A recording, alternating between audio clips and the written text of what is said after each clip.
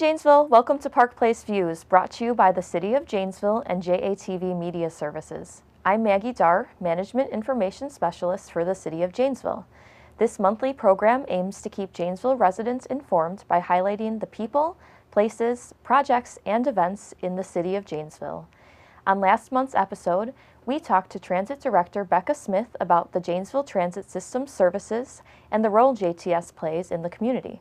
If you're interested in viewing past episodes of Park Place Views, they're available to watch on the city's website or JATV's YouTube channel. On this month's episode, we'll be speaking with Police Chief David Moore about what's happening in the Janesville Police Department. Chief Moore began his law enforcement career in 1977 with the Janesville Police Department. He holds a bachelor's degree from Mount Scenario College in Criminal Justice Administration and a master's degree in Public and Corporate Communication from the University of Wisconsin-Whitewater. After a national search, he was appointed police chief in April of 2009. He's a graduate of the FBI National Academy and Northwestern University's School of Police Staff and Command. Chief Moore is a lifelong Janesville resident and is very active in many community groups, including Janesville Morning Rotary. This is Chief Moore's third appearance on Park Place Views. So first of all, I want to congratulate you and the entire police department on announcing 25-year low crime rates in Janesville in 2016. Today we have access to so much information in real time at our fingertips, so I think we have heightened awareness about crimes when they occur. So it's remarkable to hear that Janesville's crime statistics are so low. What do you attribute this to? Well, first of all, it's not just the police department. I'd like to think that we play a part in it, but it's really the entire community, starting with good parenting, our schools, our churches, the YWC, the YMCA. All of those efforts really drive down the crime rate. But I'd like to think that we put some pieces in place that helps, particularly our work with drugs, gangs, and domestic violence, I think are the important programs that we offer. Right, and so your department is really pretty forward-thinking, and the personnel in your department are forward-thinking. And I often hear that the police department is on the cutting edge when it comes to training your officers. Can you discuss some of the recent training programs the department has prioritized and the benefits to your personnel and the community as a whole? Well, one of the big things we've been working on is our use of force and the de-escalation in the use of force. If you watch TV at all in the national media, certainly the police have been in the forefront of improper use of force, and so we have spent a lot of time with our officers giving them all the tools that they may need out in the field to use as little force as necessary. We also have programming with the heroin issue, and we have been working with mental illness issues as well. These are all challenges that are law enforcement challenges across the nation. Okay, and as you mentioned, you know, despite the positive crime statistics, I know that we still have real issues in this community that law enforcement will continue to focus your resources on, such as the heroin epidemic. How big is the heroin or opioid problem in this community? Well, I don't know that our heroin or opiate issue is any greater than any other like-sized community in the nation. That's what was concerning about our crime rate. We have this 25-year crime rate. We have relatively few shots fired in our community, which is almost an anomaly. But behind all that was 12 deaths last year. 12 of our citizens died of heroin overdoses. And I'll suggest to you that if we had 12 persons in our community die because of a homicide, say a domestic related or gang related, there'd be outcry. If we had 12 of our citizens die in car crashes, there'd be a lot of community concern. But because it's heroin, it largely came and went without much notice, and that's concerning. So we've really a three-prong approach that we use on our heroin concerns. First of all, we have a drop officer. It's an acronym for death, rehab, or prison. And his job, Officer Chad Woodman, his job every day is to help heroin addicts, not arrest them, but help them get treatment. And he has many people coming forward to him asking for help, and he'll connect them with the resources in the community, build peer groups, and build family groups so in their time of need they can try and beat this addiction. A second piece is that our drug unit still makes arrests for heroin sales, and that is a priority type of sale that they would investigate. So we're not shy about arresting persons for illegally selling heroin. And another piece is the prevention side. And there's actually two sides to it. First, we spend a lot of time in the high schools talking with kids about, or young adults, students, about heroin and the nature of that addiction. And then also we have the prescription drug drop-off, because we know those opiate drugs staying in medicine cabinets in our community end up in the wrong hands at times and get used. So we really have this three-prong approach that we're trying to address the heroin issue. So on that note, how and why do people become heroin addicts? This is the good thing. We know exactly how it happens. It's tragic, but the way that it occurs is young adults, sometimes teenagers, will get a hold of some opiate drugs and they'll experiment with them. They'll become addicted to the opiates. And then because of either availability or cost, they move on to heroin, and then they're truly addicted to the heroin and its tragic nature of it. So we know how it occurs, and therein lies a potential answer. First of all, education for our young adults so they understand opiate addiction and heroin addiction. And also getting those available opiates that aren't being used, that are overprescribed, out of the medicine cabinets and get them to a drop-off place where the young adults can't get a hold of them and ultimately become addicted. But that's the nature of it. None of our officers have talked to anybody that just woke up one morning and decided, I'm going to experiment with heroin. Yeah. So you talked about this three-pronged approach that the department has, and I think that there's a lot of citizens watching today that feel helpless. They know it's a problem, but maybe they don't know what to do about it. Is there anything that they can do to positively contribute to your efforts? Yeah, two things. Get rid of the drugs in the house. If you have those extra opiates, just get them out of the home. We have a collection box in the lobby of the police department. You can just come in, you can throw them in the bin and walk away. The other thing is, if you have children or young adults, have some honest conversations with them about heroin and opiates and the addictive nature of those drugs and what that life looks like. That information is readily available. Okay, onto a new topic. So there was some unwelcome excitement in Janesville earlier this year when the national manhunt for Joseph Jakubowski began here, and that ordeal fortunately ended about as well as it could, but it must have been a trying time for the department. Overall, how do you think the event was handled? Well, the outcome, you can't argue with it.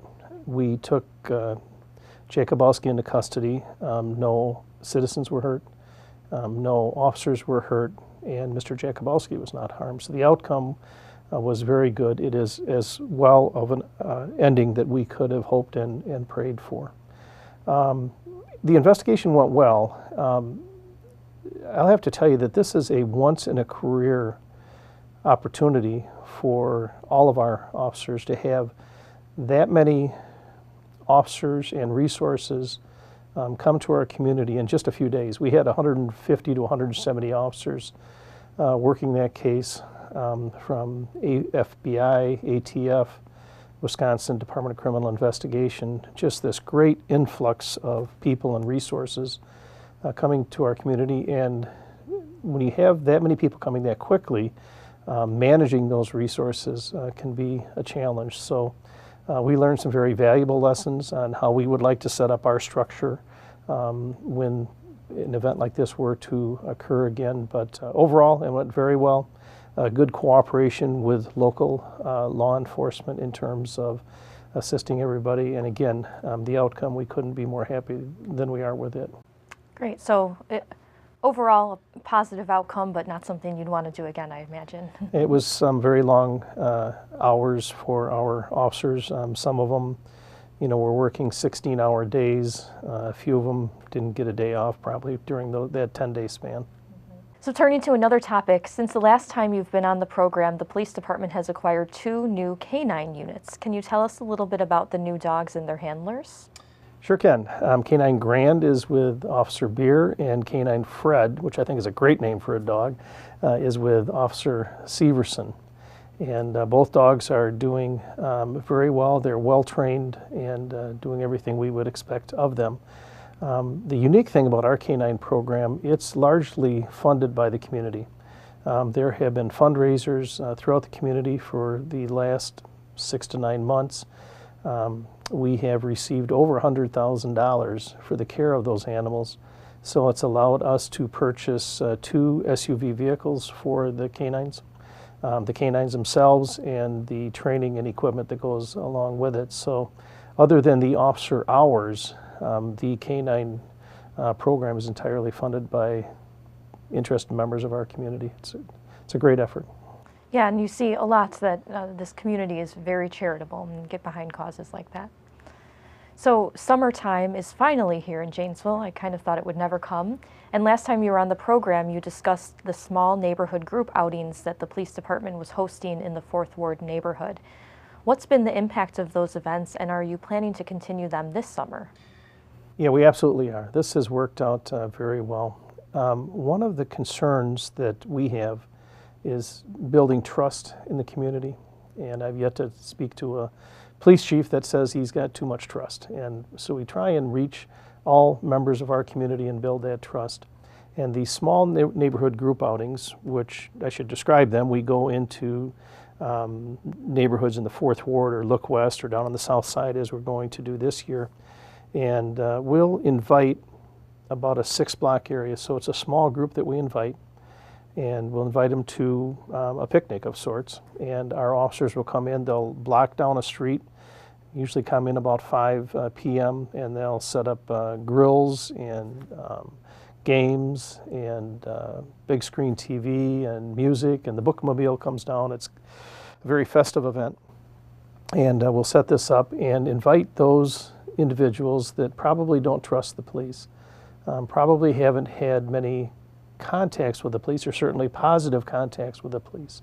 And we're able to build trust with those individuals that we really want to be able to meet and touch. So that's the premise of it. It has worked out very good over the last 2 years, and we intend to continue it this next year. Great, and it always looks like everyone has a good time at those events. And another summertime event that the police department and other partners host is the annual National Night Out. When is National Night Out this year, and what do you have planned? Yeah, it's August 1st. Just come on down to the police department. It's right outside the police department. We'll have about 3,000 people down there. A lot of kids, a lot of fun. Typically our SWAT team is there. Some of the firefighters are there. The canines are there.